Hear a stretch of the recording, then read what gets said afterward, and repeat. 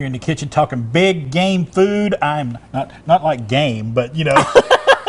Not that kind of game. We could do that, yes, you know, yes. get some venison, you know, and just, but this is for the big game coming up with the Rams and the Bengals, yes. and so we got that coming up. And I finished up these sliders, and I did as many as I had buns for. I think there's still some roast over there in the slow cooker, so if we need some extra, we got it over there.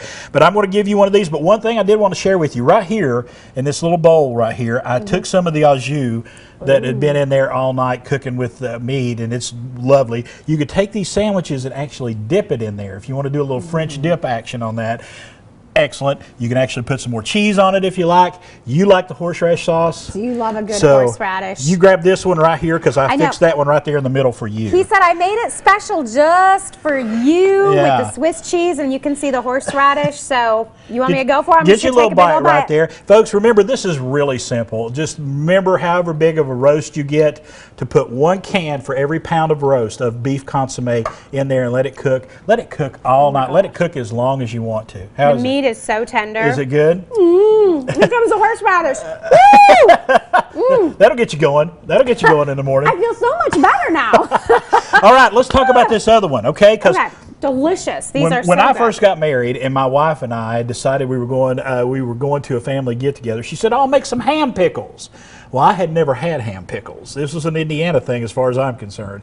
But really all it is pickles and cream cheese and ham. And it doesn't sound like it would go together, but when you put it all together, it's really delicious. But one thing I do want to caution you about is to make sure, go and buy the miniature dills, okay? The whole ones, and then split them in half.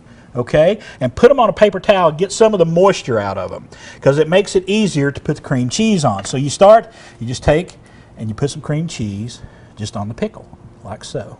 Okay, and then I'll let you do this. I'm about to make a mess. Roll? You're going to roll in the ham for us. You know what? It is, I think, a Midwestern thing because we had these a lot in Iowa. Okay. Now we made them a little bit different. Right. We took the whole pickle and then we sliced it the other way. Right. And it was like a flat. And we also use dried beef.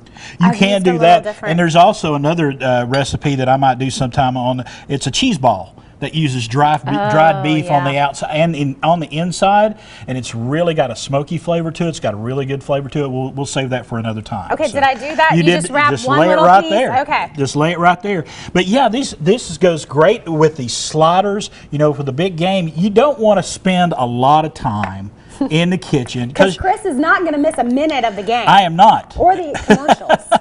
That's important because a lot of folks, you know, like I say, I'm a big Tampa Bay Bucks fan, and a lot of folks are you know, we got Doug Counts here, who's a huge Bengals fan. He's so happy. He's got his jersey on. He's got his jersey on. You know, people want to watch it, but a lot of people just watch the Super Bowl for those commercials. So I don't know who any of those people might be. I think that might be you. Yeah. They're the best. Just remember, I always, you know, you can buy the dill pickle spears that are already cut. I would suggest buying these mini whole ones, okay, and slicing them in half and getting that moisture out of them a little bit. They're better than the spears because the spears is kind of hard to get to the cream cheese to. And remember to get the whipped cream cheese and let it get just almost to room temperature when you start putting it on there. So. And I've actually thought about doing this at some point. My wife was like, "You're crazy." Is just to put a little cheese on there. Oh. So yeah, well now we got a sandwich going on. Yeah, so you got a lot of little pickle sandwich going on. You could do that and put your ham on there. Well, look at you. These are for the people that are cutting out carbs. You can get rid of that, and then. But these are two really simple ways to get a lot of food out there for your friends and your family when the big game rolls around. And we got the big game coming up. We also have March Madness coming up, and I know a lot of folks really tune into March Madness, and this is a great way to have some food for that as well. I like you in the kitchen. Thank you. I think we need to make this like, I don't know, weekly. This is working out really well for me. Well, we can see about that. We can see about that. Hey, folks, if you want, we'll have this posted on our website coming up here right after the show. If you want to know anything, just feel free to give me a call, give me an email, give me a shout, and I'll tell you all about it. You know what? Give him a call. He'll come to your house and he'll make them for you. We'll be back in just a few moments.